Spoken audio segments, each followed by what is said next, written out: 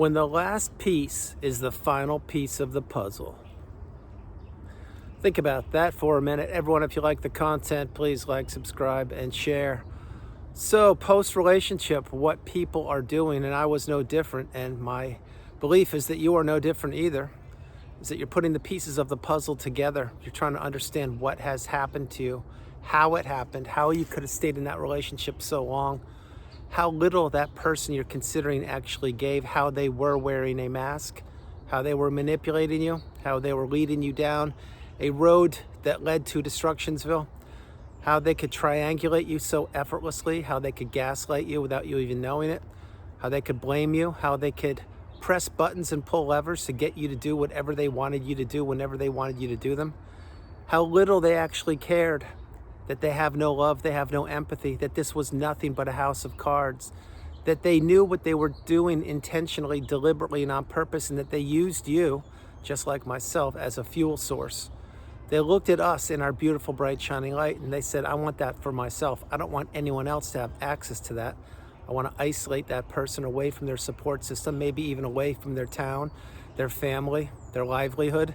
And I want to make sure that they will listen to me, they will obey me, they will do what I want, when I want, and how I want them to do it. And when they do it, I will give them another endless to-do list tomorrow. If they don't do it, I will punish them, maybe by giving them the silent treatment, maybe by walking 30 feet in front of them, maybe by forgetting to pick them up, maybe by leaving my cell phone out on the kitchen counter so they can see it and realize that I'm cheating on them. You see, any way you look at it, the person you're considering is toxic. They may be even a narcissist or even worse. But one thing you didn't know way back then was that these kind of people existed. You thought, just like myself, that there were villains or bad people in the movies or on drama shows or whodunits, etc. Well, that seemed to be a little stranger than reality. It just seemed to be too far-fetched. Now you understand, as do I, that your life will dwarf any creation coming up from Hollywood or even AI, because your life is surreal, but yet it happened to you. The narcissist enters people's lives like a shapeshifter. They slither their way into these people's minds, their homes, their energy fields, their friend groups, their hobbies, the support system, and more. And what they want to do is they want to latch on to these people, glom onto the people, if you will, the beautiful, bright, shining light.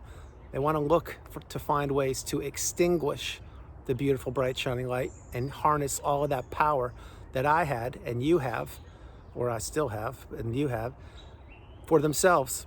This is why, think about what isolation is. Isolation, when you think of that, you probably think of that old movie with Tom Hanks, Castaway, when he was just left on a desert island and he had to fend for himself, and he found that volleyball named Wilson and started talking with that. And well, that could be isolation, and that is isolation. Imagine that times a billion with a B, when you are sitting right next to the person that perhaps you fell in love with, i.e. the narcissist, and they are not even close to paying attention to you. They're on their laptop, their tablet, one of the 3 smartphones, and any other device they can get their grubby little fingers on, looking for your replacement, ignoring you. Maybe it was even a weekend, and you thought that was quality time. Again, you didn't know what you know now. You didn't realize that that person was just checking boxes with you, keeping you close to their energy field, slowly sucking you dry of everything that you had: time, energy, money, belief. This is called isolation times a billion. Again, that movie called Castaway, that was a spectacular movie way back when, but now you know what real isolation is, and it isn't just a movie. You lived it for years. Think about what the narcissist did. Think about how they did it. Think about how deliberately they did what they did. Think about this. They actually knew who they were before they met you. They knew what they were going to do to you. They knew how long approximately it would take, and probably that time frame ran out, as each and every narcissistic relationship runs out, because they all have an expiration date. But your relationship, like mine, probably ended when either A, you had a health concern, B, maybe there was a massive global pandemic, yes, C, maybe you lost your job, D, maybe the kids that you were raising, or maybe even your own or stepkids, became high school age and they didn't need you any longer, or whatever letter or number I'm on, maybe the new supply was waiting in the wings to take your spot. Could have been any and or all of those things. But this is why you had to put the pieces of the puzzle together on the narcissistic abusive cycle. Remember, you were not taught this in school, so how could you know that these people walked and talked like you? How could you know that people could lie so effortlessly? How could you know that people could assimilate themselves with you after studying you, if you will, like the talented Mr. Ripley. Another movie example, check it out if you get a chance. In that movie, there's a person who has no business being in the upper echelon of society. But what does that person do? He wiggles and worms and weaves his way into another person's life, and the rest is history. That's what the narcissist does.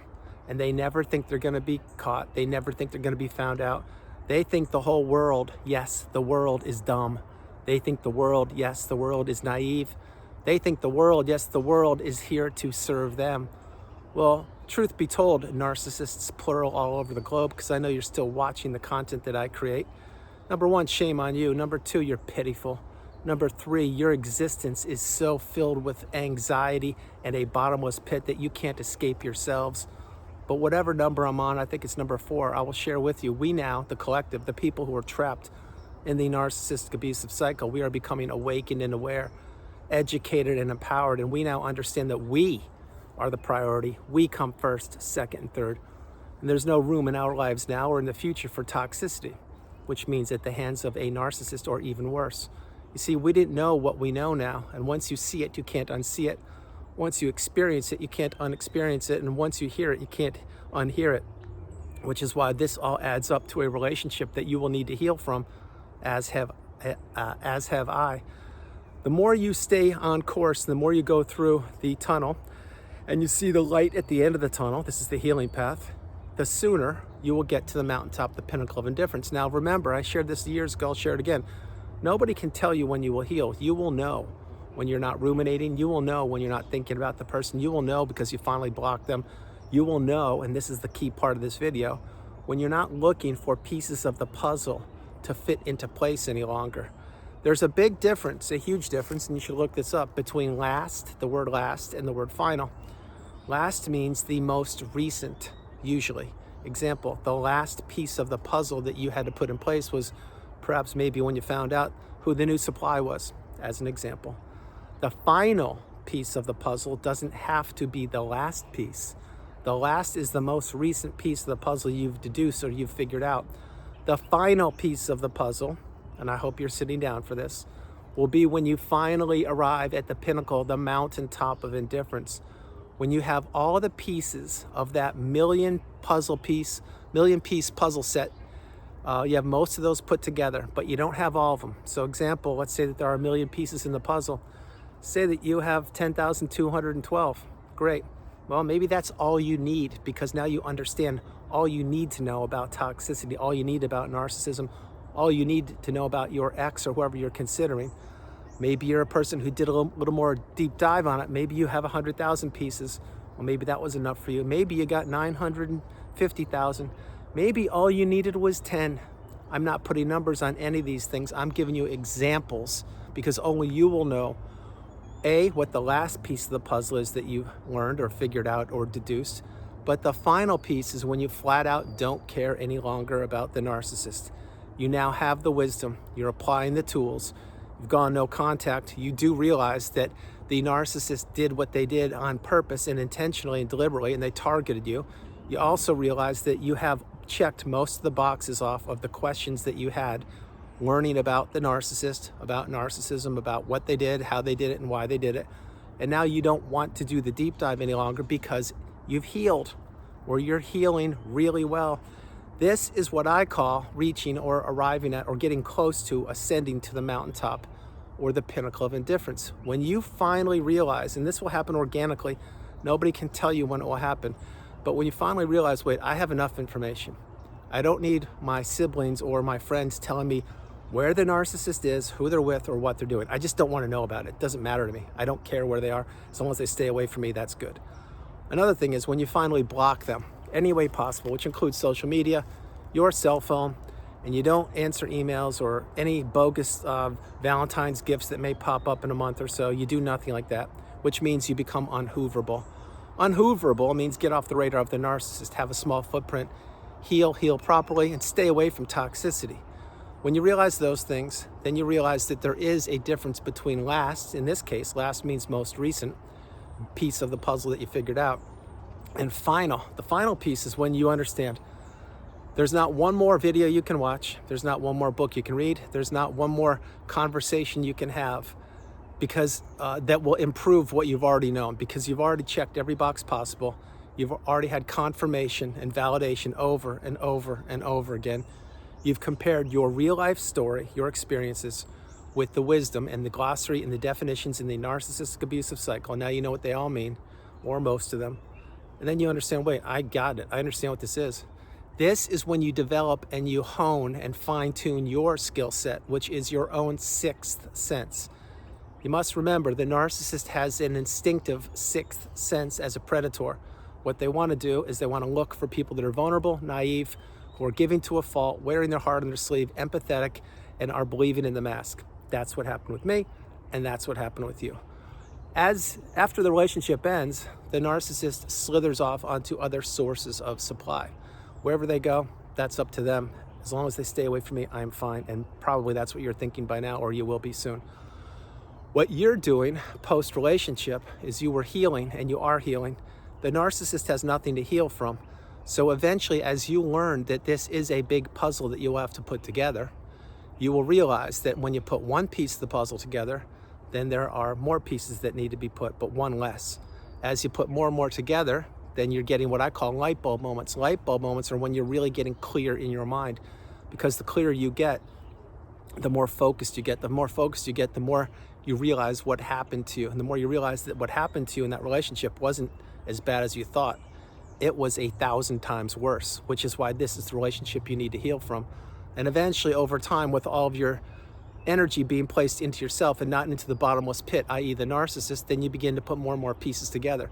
One day, and I can't tell you when, nobody can, but one day you will stop watching all the videos. You will stop reading all the books. You will stop doing what you were doing when you were really doing the deep dive on the healing path, when you were in that cocoon of boundaries, the term I coined years ago. Will you continue to come back and watch videos? Of course you will. That's what most people do. Will you continue to keep your spider senses super sharp and in tune? You have to. You can't turn those off. Will you continue to have boundaries and maintain boundaries? Yes, you will. Will you enter the third version of you, the strongest, most galvanized version of you known to humankind? Absolutely you will. That is what I call rarefied air. Not everybody will make it there. You will make it there because you made it this far in the video, and now you understand that that relationship isn't just an average, ordinary relationship that ended and you had to shed a few tears over a couple weeks and you picked up and you started dating again or whatever you did. That's not how it works. This relationship sucks every bit of energy, every bit of mindset, every bit of belief, every bit of your money, your time, your energy, your relationships, your health, and so much more. It takes it all out of you. That's why the narcissist usually discards people around a pivotal period of time.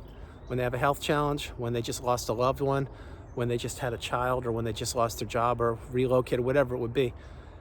And the narcissist knows what they're doing. So again, having shared all these things before I get ready to close the video, the difference between the last piece of the puzzle, which is the most recent piece you've learned, and the final piece is when you don't care what happens to them. They could win $1 million tomorrow, or maybe they fall upon hard times, whatever it is, but it has nothing to do with you any longer. You see, the narcissist took the best of you. They crumbled you up like a sheet of paper. They threw you away on the freeway, discarded you, if you will, and they never thought you would make it. They thought they had extinguished you, and they thought that they would use your story and what they took from you as fuel to catapult them to the next new source of supply or recycled source, and they thought they'd keep doing that ad infinitum or ad nauseum, whatever the term is. Well, that's not what happened with you. What happened with you, just like what happened with me, is you put yourself back together against all odds. You cracked the code against all odds. You found the needle in a haystack against insurmountable odds, and you began to work on yourself and drowned out the narcissist. You began to shift your energy away from trying to fix their problems, figure out what they did, how they did it, and what they did, and you began to focus your energy on yourself. Now, this didn't happen overnight. Nothing happens overnight. It happened over time. But as time moved on, as I mentioned earlier, your mind got clearer. The clearer your mind got, the stronger you got. The stronger you got, the weaker the narcissist got. The weaker they got, the less they mattered to you.